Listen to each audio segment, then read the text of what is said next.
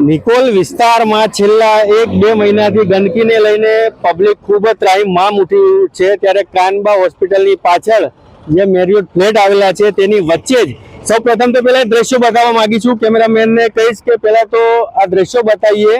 જે દ્રશ્યો બતાવી રહ્યા છે તે કોઈ તળાવ નથી કોઈ નદીનું ઝરણું, પણ એ છે ફક્ત સાઈડ ચાલતી હોય ને જે 20 ફૂટનું બેઝમેન્ટ ભરાયેલું હોય પાણીને ખાલી કરવામાં ન આવતું હોય તેના લીધે આજુબાજુવાળાને શું તકલીફ પડી રહી છે તે આપણે અહીંયા જે બહેનો છે તેને જ પૂછીશું કે શું પડી રહી છે તકલીફ। આ 20 ફૂટ બેઝમેન્ટ છેલ્લા 1 મહિનાથી ભરી રહ્યું છે, તેના લીધે આજુબાજુમાં ખૂબ જ તકલીફ પડી રહી છે। ખાસ વાત તો ત્યારે એ પણ કહેવાની થાય કે જ્યારે કોર્પોરેશન મોટા બણગા ફૂંકતું હોય અને જ્યારે ઘેર જઈને આઈ કાર્ડ પણ ન લગાવ્યા હોય એવા છોકરાઓ ઘરે જઈને લોકોના કુંડા ખાલી કરાવતા હોય ને દમ મારતા હોય છે પાછા કે ભાઈ આવું ન કરતા, નીકળ કમળો થશે ને ડેન્ગ્યુ થશે, પણ એમાં કોઈ જ બેમત નથી, એ કરાવવું જ જોઈએ। પણ એની પહેલા જે આટલા મોટા ખાડા ભરાયા છે એ સૌ પ્રથમ ખાલી કરાવવા જોઈએ, તે લોકોની માંગ છે।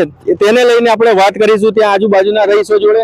બેન, તમે અહીંયા રહો છો, આ બાજુમાં ગંદકી થાય છે, શું તકલીફ પડી રહી છે? તકલીફ અમને એ પડે છે કે આ 24, 25, 26 તારીખથી વરસાદ પડ્યો છે, પણ આ કર્મચારી સમજતા નહીં તો કર્મચારી શું ઊંઘી ગયા છે? અત્યારે શું કરે છે? આ છોકરા બીમાર પડે, ગર્ભવતી મહિલા 6-7 છે મેરિયોટ હાઇટ્સમાં, એને આમ ઢીચણ દુખતા હોય, આ મોટી ઉંમરના હોય ઢીચણ દુખતા હોય, એ ચડી શકતા નહીં। અમારી લિફ્ટ 1 મહિનાથી બંધ છે, લીલ જામી ગઈ છે, લિફ્ટનો ખાડો ભરાઈ ગયો છે, 2-3 વખત સાફ સફાઈ કરાવી તો પાછો તરત જ અડધો કલાકમાં ખાડો ભરાઈ જાય છે, તો અમારે શું કરવાનું? અને ગર્ભવતી મહિલાને કેવી રીતે અમારે નીચે ઉતારવાની લિફ્ટ બંધ હોય તો? આ છે વેદના, સમજવું પડશે અને આની ઉપર કામ તરત કરવું પડશે। અન્ય પણ બેન છે, શું કહેશો બેન આને લઈને, સમસ્યાને લઈને? અમારે ત્યાં જે ગર્ભવતી મહિલા છે એને ઉતરવા ચડવામાં તકલીફ પડે છે અને લિફ્ટમાં પાણી જે નીચે ભરાય છે એમાં લીલ વળી જાય છે, આમ છોકરાઓને ડેન્ગ્યુ ને બધું થઈ રહ્યું છે, તો આ બધું સરખું કરવા અપીલ। ઘણી બધી બહેનો હોય, કોઈ બહેનોને રોડ ઉપર આવીને કેમેરા સામે આવવાનું કોઈને ન ગમતું હોય, પણ આજે મજબૂરી વશ આવીને કેમેરા સામે આવવું પડે છે અને કોર્પોરેશનના વિરુદ્ધમાં બોલવું પડે છે। બેન, તમે પણ ઉતર્યા છો, તમામ વૃદ્ધ મહિલાઓ છે, પણ આવું કેમ આવવું પડ્યું તમારે? પણ કોર્પોરેશન કઈ લેતી જ નહીં એક્શન, એટલે અમારે આવવું જ પડે ને। અમે અહીંયા આવ્યા છે, એમને જાણ કરી છે, 11 તારીખે અમારે અરજી કરેલી છે કોર્પોરેશનમાં, પણ એ લોકો આજે 21 તારીખ થઈ, હજી સુધી કઈ એક્શન લીધું નથી, એટલે અમે આજે એની ઓફિસે જવાના છીએ। એટલે કઈની ઓફિસે? કોર્પોરેશનની ઓફિસે। કોર્પોરેશનની ઓફિસ? હા, એને જાણ કરવાના। અમારા ફ્લેટમાં એનું બધું બેઝમેન્ટ 20 ફૂટ પાણી ભર્યું છે, પણ ખાલી કરવા નથી આવતા। બધું પાણી અમારા ફ્લેટમાં આવે, અમારી લિફ્ટ બંધ છે 7 માળ, અમારા વૃદ્ધો હોય, મહિલાઓ હોય, ગર્ભવતી મહિલા હોય, બાળકો હોય, બધાને ડેન્ગ્યુ થયો છે, બધાને લિફ્ટ વગર ચડવાનું પ્રોબ્લેમ થાય, અને ડેન્ગ્યુના તો ઘેર વાત છે, તો અમારે શું કરવાનું એનું? છેલ્લા કેટલા સમયથી સમસ્યા થઈ રહી? 1 મહિનોથી આ પાણી ભરેલું છે અહીંયા।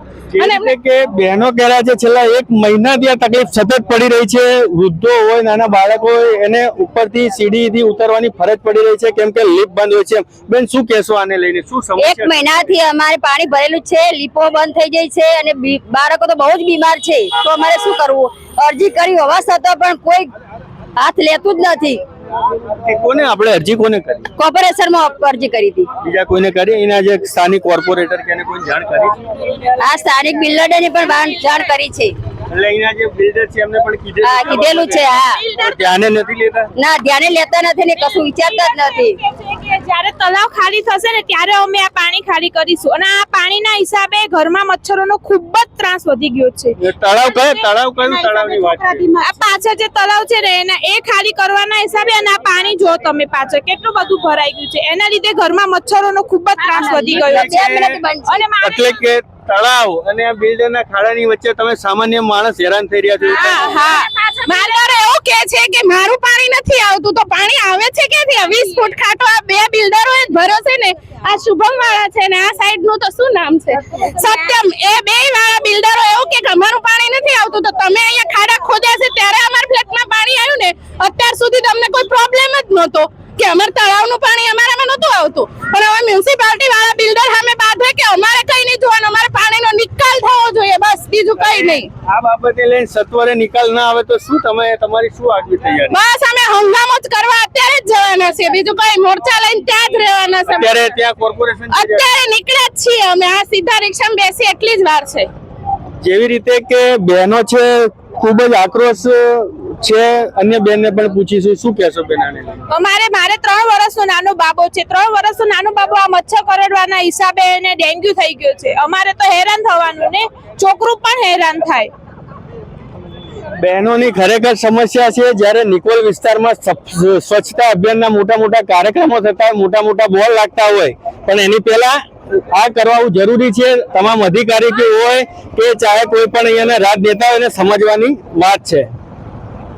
સાહેબ, આ બધી સમસ્યા છે ને લીધે થઈ રહી છે? આ સમસ્યા સૌથી પહેલા કાયમ માટે ગટર ઉભરાય, પછી આવ્યો વરસાદ આવ્યો એટલે ડબલ પાણી થયું, એટલે પાણી આ બાજુ આવ્યું. અમે પાળો બાંધેલો હતો, પાળો તૂટી ગયો, ઓવરફ્લો થયો, એટલે પાણી જાય છે તો કોર્પોરેશન વાળા કે કોઈ કઈ કીધું છે કે આની ઉપર કોર્પોરેશન વાળા પાસે અમે ઓછામાં ઓછા 6 વખત ગયા. એ લોકો આવ્યા હોત, આપણે બધું બતાવીએ કે આવો પ્રોબ્લેમ છે, એટલે એમ કે છે કોર્પોરેશનના સાહેબો આ અમારો વિષય નથી. તો આ વિષય કયા સાહેબ એવું કે છે?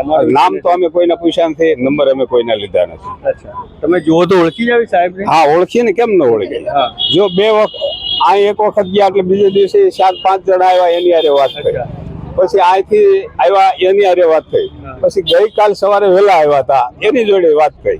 પાણીનો નિકાલ નથી, અમે શું કરીએ? એટલે કે તમે અમને મદદ કરો. સાચી વાત છે, અમે ગટરમાં પાણી જવા દઈએ, એ પાણી ગટર લેતી ન હોય તો શું થાય? એટલે કે મતલબ કોર્પોરેશન વાળા પણ એવું કહી રહ્યા છે કે આ અમારો વિષય નથી.